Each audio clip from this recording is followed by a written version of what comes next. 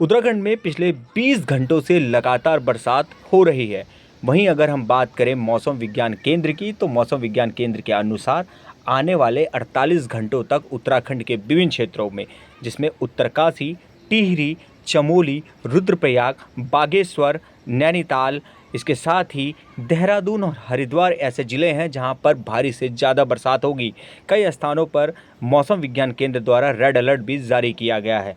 वहीं कल रात यानी कि 28 जून की रात को उत्तराखंड के विभिन्न क्षेत्रों में बहुत ज़्यादा बरसात हुई। खासतौर पर अगर हम बात करें उत्तरकाशी की, तो उत्तरकाशी के एक स्थान जो कि बड़कोट में पड़ता है, वहाँ पर बादल फटने की घटना भी सामने आई, जिसमें 9 लोगों की मौत हो गई। वहीं डीएम जो उत्तरकाशी के हैं प्रशांत आर्य, उन्होंने बताया कि बहुत तेज़ी से राहत बचाव कार्य चल रहा है। इसके साथ ही जो रास्ते बंद हो गए हैं उन रास्तों को भी खोला जा रहा है।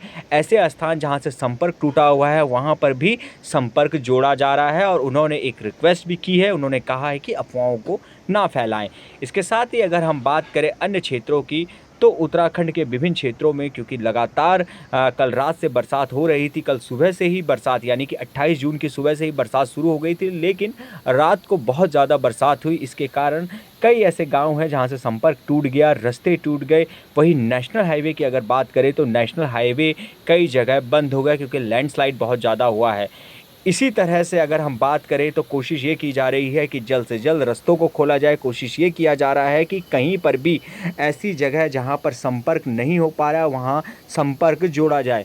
मुख्यमंत्री उत्तराखंड के जो हैं पुष्कर सिंह धामी, वो भी जो आपदा कंट्रोल रूम है वहां पर पहुंचे। उन्होंने विभिन्न ज़िलों के जितने भी जिला अधिकारी हैं उनसे बातचीत की, उनसे जानने की कोशिश की कि स्थिति कैसी है, क्या स्थिति बिगड़ी है तो उसे सामान्य करने की कोशिश की जा रही है, किस तरह से की जा रही है, और उन्होंने कुछ दिशा निर्देश भी दिए।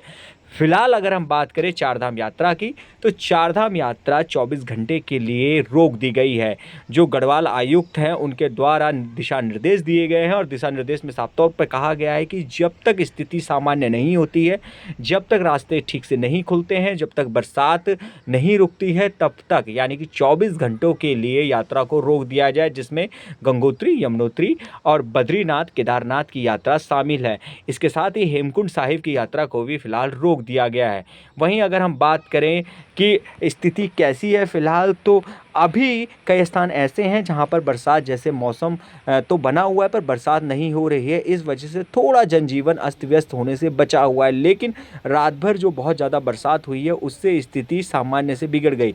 देहरादून, ये जो आप अभी वीडियो देख रहे हैं ये देहरादून की है। देहरादून ज़िले में भी बहुत ज़्यादा बरसात हुई और एक पूरा घर जो कि बंजारा वाला मेन देहरादून में पड़ता है, वहाँ पर एक पूरा घर ढह गया। इसी के साथ अगर आप बात करें तो जगह जगह पर लैंडस्लाइड हो रहा है।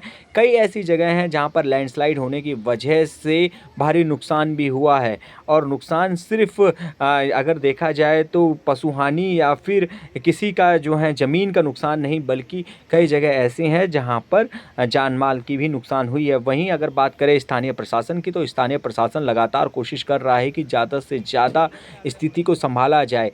एसडीआरएफ जो कि जैसे ही मानसून आता है वो बहुत ज़्यादा एक्टिव हो जाता है।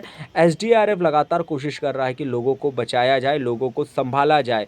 उत्तराखंड की स्थिति ये है, जबकि अभी अगर हम बात करें तो मानसून अभी आया ही है। अभी पूरा का पूरा जून के बाद जो है वो जुलाई पूरा महीना बचा हुआ है, और जुलाई का महीना बहुत ज़्यादा यहाँ पर जो है वो परेशानियाँ भी लेकर आता है, क्योंकि भारी बरसात होती है जुलाई, और अगर जुलाई के अगले महीने की बात करें तो इन दोनों महीनों में बहुत ज़्यादा बरसात होती है। लेकिन फ़िलहाल जो है ये आप देख रहे हैं गंगोत्री मार्ग को खोल दिया गया है। गंगोत्री मार्ग को खोलने के बाद जो स्थानीय जो व्हीकल्स हैं या फिर जो पर्यटक फंसे हुए थे उन्हें जाने दिया जा रहा है, और जो स्थानीय उन्हें भी जाने दिया जा रहा है।